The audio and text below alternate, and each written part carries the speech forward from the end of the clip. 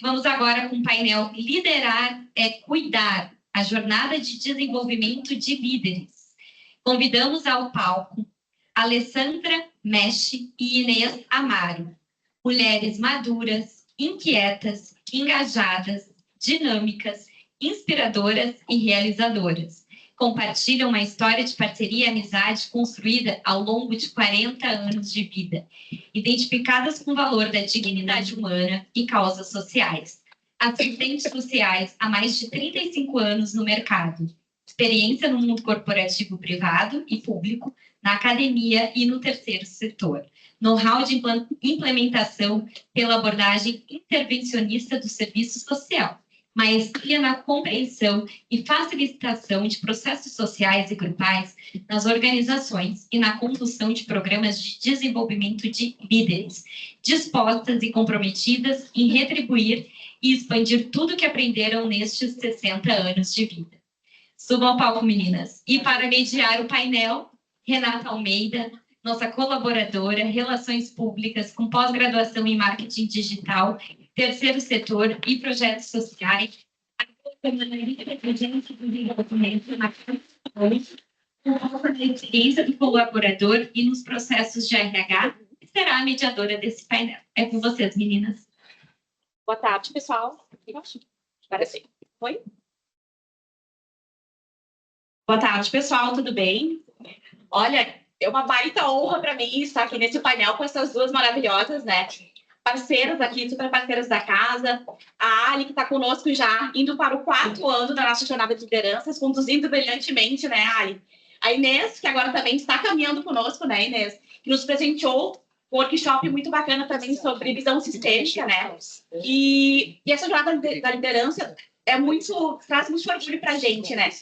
Deixou de ser um projeto interno e também virou premiação, né? Foi um case de sucesso. Então, a gente ganhou 2 prêmios, né? Inclusive, a gente foi buscar, na semana passada, o Top Ser Humano da BRH, com o case, né? Jornada da Liderança, valorização das pessoas, e também o Excelência na Saúde, com o mesmo tema. Então, assim, pessoal, eu fico muito feliz de fazer parte também deste projeto, né? E hoje eu estou aqui, não sou uma liderança, né? Ainda.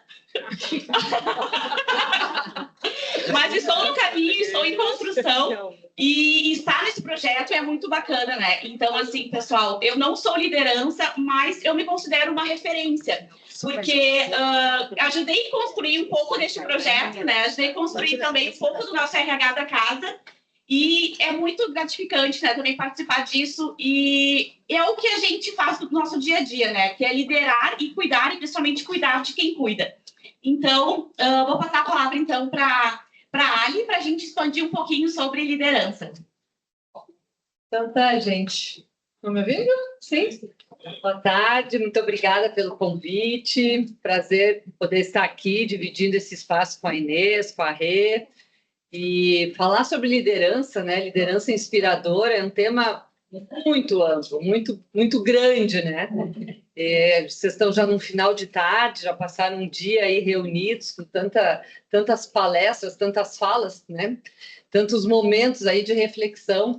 E para nós falar de liderança é, de certa forma, falar da nossa jornada, da nossa vida, né? Porque como assistentes sociais, e mesmo sendo assistentes sociais, acabamos indo para essa área de desenvolvimento de pessoas, desenvolvimento de grupos, tanto no mundo privado quanto no mundo público, na academia, e aí cá estamos na Casa de Saúde Menino Jesus de Braga, né? Nesse projeto lindo, que começou já faz aí 3 anos, e se tudo der certo, seguiremos para um 4º, né? O Arno já fez assim, ó. Quando estavam falando da nossa trajetória, né, Inês, eu pensei, mas a gente é velhinha mesmo, né? Mais de 60 anos, quanta coisa que a gente já andou, já girou. E acho que o que eu posso trazer para vocês, talvez de contribuição com esse tema da liderança que inspira, é essa jornada mesmo desses 35 anos no mundo corporativo, e que eu tenho percebido, principalmente nesse período pós-pandemia, e nós aqui pós-enchente, né, e tudo que tem acontecido no nosso planeta, que os líderes estão muito cansados, os líderes estão exaustos, os líderes estão precisando ter espaço para parar, para sentar, para descansar, para respirar e para pausar. E isso é o que a gente tem feito nesse trabalho da jornada da liderança aqui na casa. Parece tão simples e, ao mesmo tempo, é tão complexo, é tão difícil, né? Para um líder super envolvido com tudo que ele tem, com todas as entregas, com todos os compromissos, os resultados, e no caso aqui da casa, toda a preocupação que existe com a especificidade desse lugar, né? Com quem vocês trabalham, com a clientela de vocês, esse líder se dar o direito dessa parada. E, ao mesmo tempo, essa parada é fundamental, porque é o momento dele reconectar consigo. O que a gente mais tem encontrado é liderança desconectada de si. É liderança que está perdida, que se perdeu de si mesmo. Se perdeu da sua essência, se perdeu do seu propósito, se perdeu do sentido do porquê estar aqui. E o que a gente procura fazer nessa jornada de liderança da casa é esse resgate, né? Foi interessante que quando a gente começou esse trabalho, há três anos atrás, eu me lembro até hoje o primeiro encontro, pessoal super de cara meio amarrada, mas que negócio é esse? Que coisa mais esquisita que é isso? Até porque a gente conduz de uma forma que tem muito a ver com o que as gurias falaram antes sobre cuidar do cuidador, né? A gente diz que o líder é um cuidador. Então, é um espaço para cuidar dele, desse líder. E aí, quando tu propõe um momento de um centramento, de um relax, de um respiro, de um silêncio, é aquele estranhamento inicial, inclusive resistência mesmo, né? Tipo, a gente está perdendo tempo aqui. E agora, passados 3 anos, é tão lindo a gente escutar do pessoal, bah, esse é o melhor momento do mês, é o melhor momento do período, né? A Rê é testemunha. Quando a gente está aqui junto, em círculo, na roda, podendo trazer as nossas questões, podendo ser quem a gente é, que é isso que a gente oferece, né? Que a gente propicia um espaço para que essas pessoas possam ser quem são. A gente sempre diz que um líder, antes de ele ter o exercício profissional do seu papel, ele é esse ser humano. E esse ser humano precisa ser lembrado da sua existência, primeiro para ele mesmo. Então, só vai inspirar um líder que olhar para si, que cuidar de si, que tiver essa atenção consigo. E daí a gente procura sempre lembrar que a gente não tem apenas um canal para essa manifestação de quem a gente é. A gente trabalha pelo menos aí com 4 inteligências, né? Que Jung já falava nos 4 pilares de sustentação da personalidade humana, a gente traduz isso em 4 inteligências. Uma inteligência é a mental, é aquela que nos dá a capacidade de raciocínio, do pensar, né? Daquilo que a gente traduz a partir das nossas ideias e pensamentos. Uma outra inteligência é a emocional, que vai falar das nossas emoções, que vai falar de como a gente está sentindo tudo isso, como a gente está percebendo, nosso canal perceptivo. Uma outra inteligência é a física, é a do corpo, das sensações mesmo físicas. Um corpo tão esquecido, tão esquecido. E a gente tem muitos líderes aí que estão desatentos para o seu corpo físico, para a sua alimentação, para a qualidade do seu sono, para os seus exercícios físicos, né? Se esquece que esses são pilares fundamentais para ele poder dar conta da sua jornada, do seu desafio.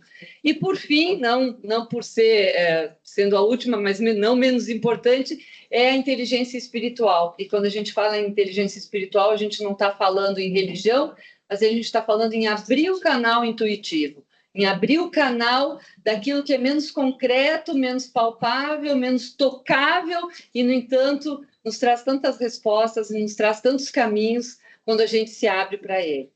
Então, quando a gente faz a jornada de liderança aqui na casa, a gente sempre procura oferecer, né, para o grupo um momento, espaços, atividades que remetam a essas 4 inteligências, para trabalhar essa integralidade desse ser líder, né, de poder dar conta do meu fazer, dar conta do meu ofício, mas sem me perder de mim. E isso que a gente faz aqui é o que a gente está fazendo em grande parte das corporações.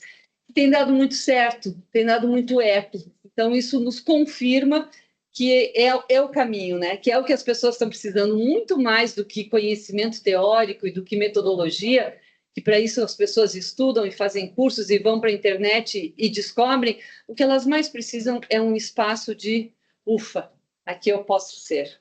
Simplesmente ser. Não preciso provar nada para ninguém. Posso simplesmente ser. E é isso que a gente tem feito nesses 3 anos de jornada. Esse trabalho começou com um grupo pequenininho, que era o Arno, né, como diretor executivo, junto com as suas lideranças diretas, seus gerentes, e hoje a gente já tem mais 2 grupos envolvidos. A gente tem um grupo de lideranças estratégicas, que são pessoas que necessariamente não têm a função, um cargo de liderança, mas que são pessoas influentes, são formadores de opinião, como a Rê, então ela faz parte desse grupo. E a gente tem também o grupo de referências técnicas, que são aquelas pessoas que muitas vezes não têm equipe para liderar, para gerenciar, mas que são especialistas em algum processo, em algum segmento, então são fundamentais e são estratégicos aqui para a instituição. E isso tudo só está sendo possível porque essa instituição conta com um líder inspirador, que é o Arno, né? O Arno veio para cá e ele traz isso dentro dele, ele traz essa crença dentro dele, ele acredita porque ele viveu e ele vive isso. O quanto é importante a gente investir num processo de desenvolvimento que é de médio e longo prazo, né, Arno? Não é rápido, ele vai para frente, ele vem para trás, ele vai para os lados, e a gente tem que ter muita determinação e confiança no processo, no entorno, no contexto, no campo e na sabedoria dos grupos. Os grupos são muito sábios, eles têm os problemas e eles têm as suas respostas. Basta a gente abrir um espaço seguro e acolhedor para isso acontecer. Então, acho que é isso que eu posso trazer um pouco dessa jornada de liderança da minha vida, aí, desses 62 anos, né, de vida e 35 no mercado. Bom, Inês, então agora tu traz para a gente um pouco do terceiro setor, né? Um pouco de liderança também no terceiro setor. Então, tá, eu começo. Estão me ouvindo? Gente, aqui não tem muita impressão da escuta. Parece que não tem. Tá, então eu começo também agradecendo, né? Tá dividindo aqui esse espaço com vocês, agradecendo o convite. É muito bom estar aqui dentro de uma organização social, porque isso também remete a uma história que eu tenho, né, com as organizações sociais. Eu fiquei muito feliz de encontrar o Jefferson, que está lá atrás, né, porque é parceiro, né, acho que de mais de 20 anos, né, Jefferson, nessa nossa trajetória aí junto com as organizações sociais, né. Acho que na sequência da Ali, eu vou complementar, então, que a minha aproximação com a casa, né, começou, acho que já tinha outras épocas históricas dessa aproximação, mas essa mais recente foi participando dessa jornada por tua indicação, né, Sim. Já tinha também uma relação com o Arno anterior ali na Bom Jesus, né, em função do C, do Instituto Renner, mas especificamente foi, então, aqui num workshop, né, desse programa, dessa jornada, com as referências técnicas, né, que citou Renata, onde a gente trabalhou especificamente 2 aspectos, né, que foi a visão sistêmica. E essa visão sistêmica, a gente já tem ouvido falar há muito tempo da visão sistêmica, da importância da visão sistêmica para a liderança, né, mas experimentar de fato, né, atividades onde a gente possa perceber que visão sistêmica é essa, afinal, né? Quais os efeitos, quais os impactos, de fato, da minha ação ou da não ação, né? Que também impacta o contexto. Então, acho que foi uma grande oportunidade, assim, da gente, junto com essa equipe, poder sentir e dimensionar, né, essa visão sistêmica, que ela é tanto para dentro, perceber a organização mesmo como esse sistema orgânico, né? E como cada ação impacta a ação dos outros, né? E obviamente vai ter um impacto maior no serviço que é prestado, né, para os usuários. E como essa visão sistêmica ela tem a ver também, especificamente falando em terceiro setor, com esse sistema maior onde a gente está inserido, né, com a sociedade. E uma outra especificidade que eu acho que é muito importante também para quem está nas organizações sociais é pensar esse sistema de gestão social, né, contemporâneo, que é um sistema que envolve as interfaces com o Estado, com o mercado e com essa sociedade civil organizada. Então, essas interfaces e como é que acontecem essas interações, a sustentabilidade dessas organizações, ela não acontece sem essas interfaces, com esses 3 grandes agentes que compõem essa gestão social. Ela exige, né, da liderança também sensibilidade para isso, né? Então, acho que na verdade, assim, a Ali falou da dimensão comportamental e do autocuidado, do autoconhecimento. Eu diria assim, que sem isso não acontece, né? Isso, por si só, dá conta de tudo, Também não. Né? Então, sim, é um conjunto de investimentos que são necessários para que haja o desenvolvimento dessa liderança e que para essa liderança possa, de fato, ser alguém que inspira, que se inspira, né? E que inspira. Então, parabenizo nesse sentido a iniciativa da casa, porque acho que essa visão sistêmica também do que é o próprio processo de desenvolvimento. E ele passa, né, por essas mediações que são teóricas, que são vivenciais, que são de aplicabilidade, né, precisa tudo isso. O segundo ponto que eu trabalhei, aí eu quero te corrigir, porque assim, tu é liderança sim, tu pode não ter o cargo de líder, que são coisas diferentes, né? Liderança são habilidades e são também postos, né? Cargos. Então, às vezes a gente não tem o cargo, mas a gente influencia, né? E acho que tu é uma influenciadora. Então, tu já é uma liderança, falta o posto. Enfim, e às vezes a gente nem precisa do posto, né? Pode só influenciar. Então, assim, o segundo ponto que a gente trabalhou foi esse conhecimento e sensibilidade que é necessário também, esse problema, né, Ali, que com certeza tu trabalha muito nas organizações, as lideranças técnicas que são alçadas para cargos de liderança e passam a ter equipe, que não tem formação, né, para a liderança. Então, vai na intuição, na experiência, mas esse conhecimento, essa sensibilidade de saber que o exercício da liderança requer também saber um pouco de comportamento humano, entender um pouco de graus de maturidade das pessoas, entender que eu não posso exercer a minha liderança, né, da mesma forma para todos e todas, né? Eu preciso, para algumas pessoas que já têm uma autonomia mais desenvolvida, eu vou delegar mais, elas vão se desmotivar se eu não delegar. Outras pessoas que estão num nível de maturidade e conhecimento diferente, eu preciso, né, também ter uma atenção diferente e dirigir, orientar, treinar.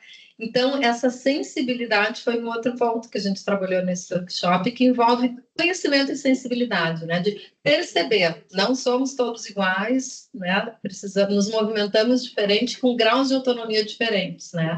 E para ser inspirador, o líder precisa se conectar com isso também, né? Porque a ideia do inspirar não é ter seguidores, né? A ideia de inspirar é que cada um acesse a sua liderança, né? Cada um acesse o seu poder, a sua capacidade de influência e possa daí também ser inspiradora. Na verdade, é criar uma rede de inspiradores, não é ter um inspirador, né? E acho que isso o Arno está fazendo bem, né?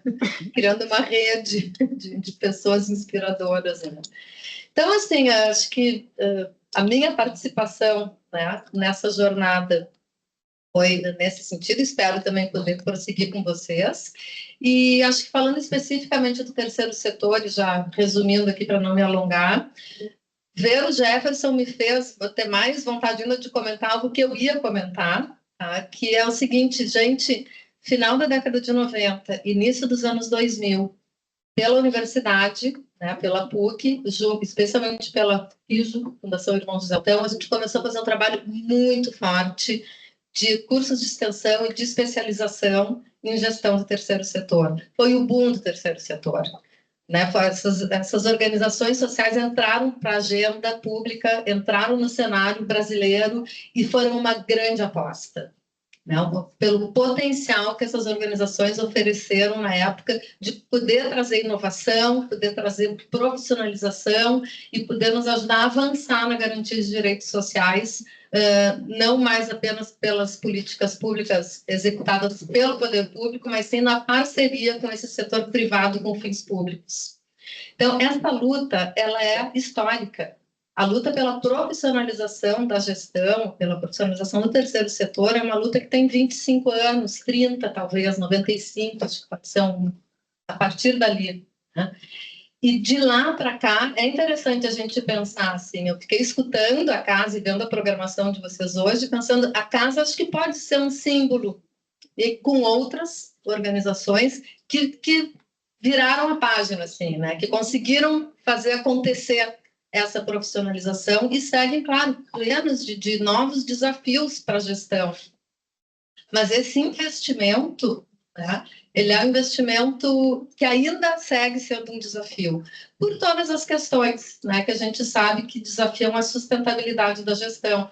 E eu vou terminar falando só que eu sigo muito, né, um grupo que tem uma publicação também que fala da sustentabilidade no terceiro setor e fala de um trevo da gestão, né? E nesse trevo, essa sustentabilidade tem nas pessoas, nos recursos, né? Na qualidade do trabalho, na legitimidade do serviço, né? Nos serviços e nessa relação com a sociedade, a sua grande sustentação. Então, são 4 pilares que envolvem recursos, que envolvem pessoas, que envolvem os serviços e que envolvem a relação com a sociedade.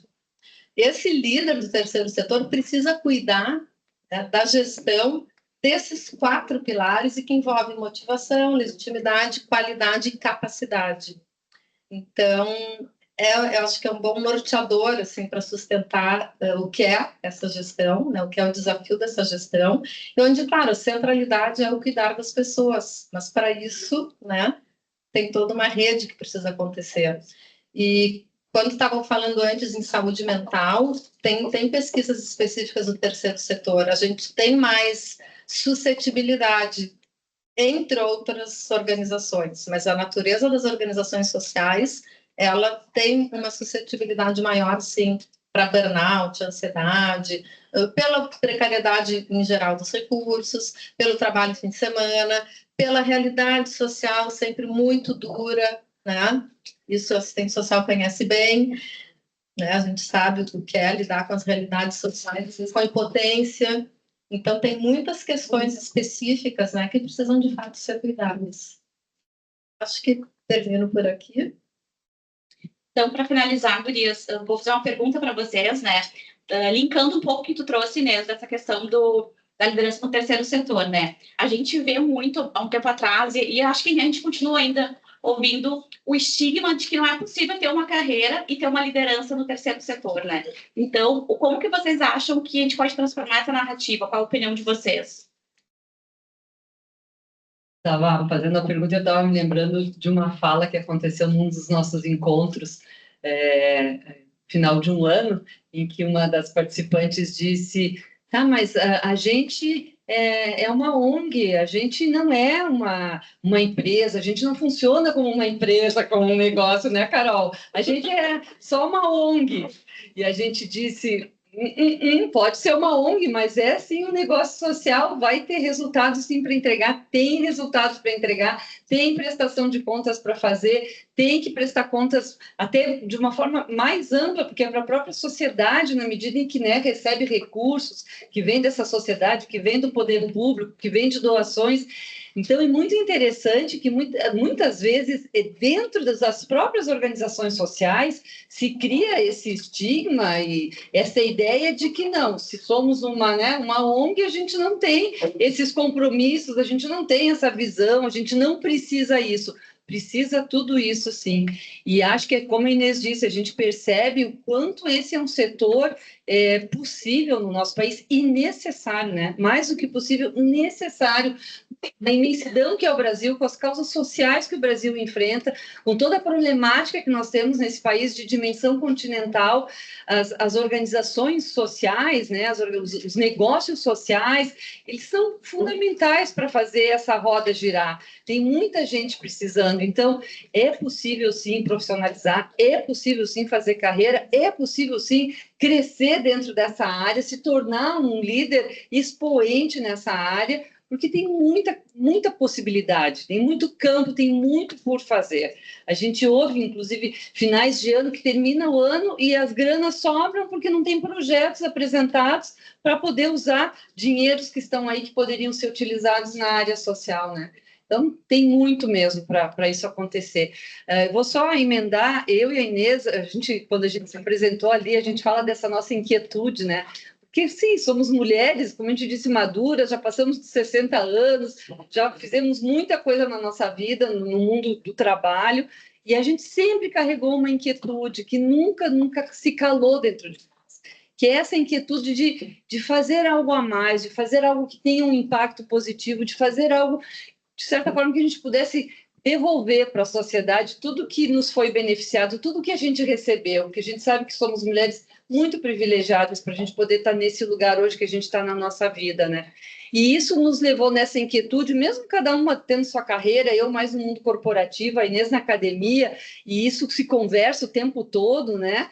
A gente se juntou para construir um projeto que chama Prisma Social, e esse projeto ele visa o desenvolvimento de lideranças sustentáveis, de lideranças que tenham essa visão de que o compromisso é muito maior, o compromisso não pode se encerrar dentro das quatro paredes, ele tem que extrapolar. O líder tem uma potência e uma capacidade transformadora absurda, isso tem que ser potencializado no nosso país. Então, se a gente puder estar dentro de instituições como essa, para contribuir com essa potencialização, é isso que a gente quer, né? É isso que a gente quer daqui para frente aí. Velhinhas de bengalinha e firmes e fortes, mantendo o nosso propósito, né? Pessoal, então a gente... Obrigada, Ali, Inês. Fala do nosso quer. Peraí. Isso é importante, espera. É importante. Então, Tem ele aí? Não tem. Eu não escrevi. Tá, então, a Ali falou do Prisma, né? E aí ela agora disse, mas fala do nosso Care, né? Aqui, Então tá, vou ler o nosso Não, gente, foi um ano de mentoria para a gente conseguir chegar naquilo que realmente nos importa. Tá aí, ó. Então, assim, realmente, assim, acho que é um projeto que fala de nós no daqui para frente, assim, tá? Onde a gente quer estar e com o que a gente quer seguir trabalhando daqui para frente. E que mais gente que a gente possa inspirar, né? Mais gente a ir se conectando, assim, nessa aposta, né? Eu acho que, por um lado, não é uma aposta, porque acho que as lideranças já vêm fazendo isso, né? Por outro lado, ainda é uma aposta, porque a gente sabe que tem espaço para desenvolver muitas lideranças ainda no setor público, no setor privado e no privado sem fins de lucro, né? Mas é isso, a gente quer ser, né, direção e sustentação para líderes que sejam comprometidos e engajados na construção de um mundo digno. E a gente escolheu muito, assim, né? Que tipo de mundo a gente estava falando, né? É digno, com equidade, justa, o que é, né? E aí a gente chegou nesse conceito, assim, do mundo digno. Então, que a gente possa conectar com mais pessoas que estejam engajadas nessa mesma causa. Obrigada, gente, por nos escutarem. Muito obrigada.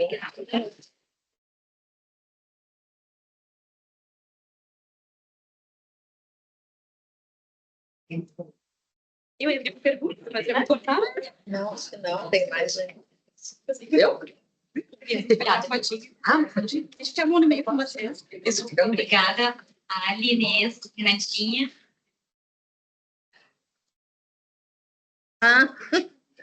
Obrigada.